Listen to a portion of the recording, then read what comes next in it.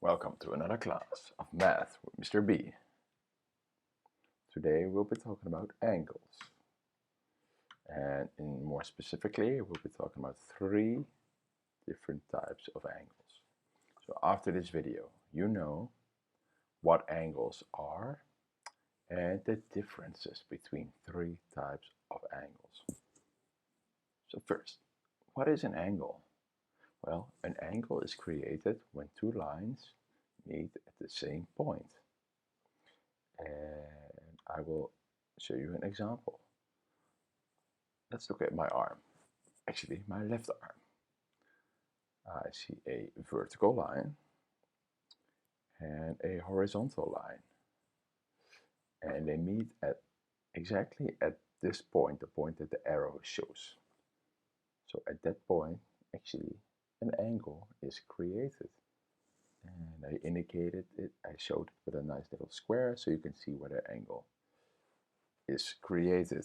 Yes, so you see two lines meet, an angle is created.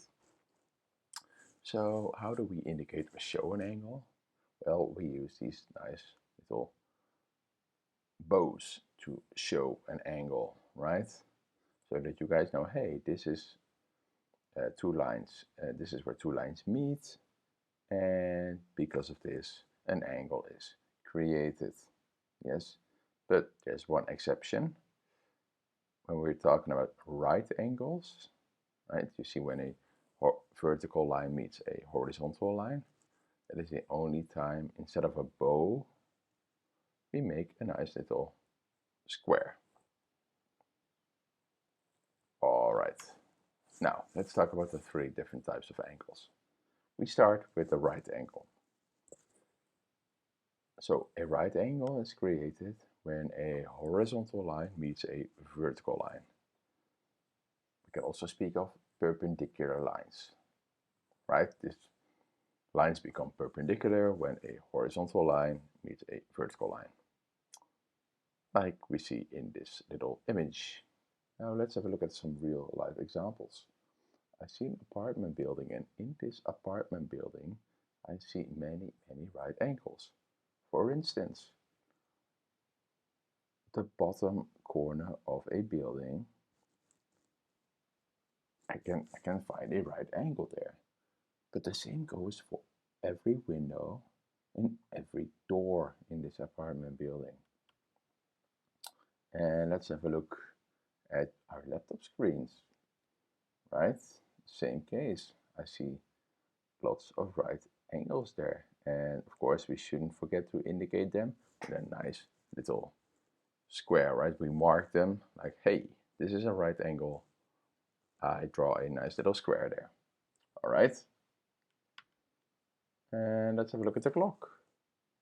Because also on the clock you can find loads of angles, and the angles are made by the minute hand, so my long hand, and by my hour hand, which is my short hand. See, right now when it's 3 o'clock, they actually together they make a beautiful right angle. Let's have a look at the next type of angle, acute angle. So an acute angle is smaller or narrower than a right angle. As you can see here, right? So here's when we have a right angle, and now it becomes an acute angle. You see, right angle, acute angle, narrower. And some cool examples are, of course, a pizza slice, right? Do you see? It's a very narrow angle there. And if we look at the clock, so we looked at 3 o'clock, but now it's 2 o'clock. We see that my minute hand and my hour hand make a very small, narrow angle now, actually. Smaller than when it was 3 o'clock, so smaller than a right angle.